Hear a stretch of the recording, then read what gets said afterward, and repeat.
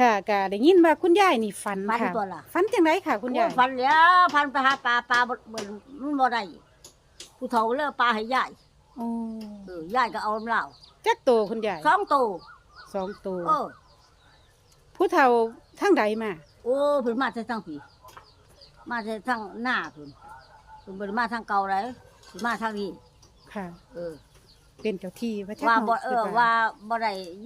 เราว่าบ่ได้เราก็เลยให้ไปปนอยู่หรอกเราว่า อืมค่ะ ให้2ตัวปลาน่ะ เพิ่นให้2ตัว เออ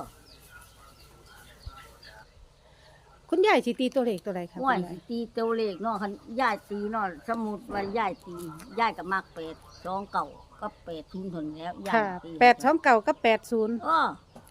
โซ่นี่ค่ะ เพราะว่าเขียนไว้ ก็ เนาะคุณยายเนาะ ตายมันก็ทุนดิ ค่ะ พวกช่องดิ ค่ะ ตัวเลขของคุณยายกับ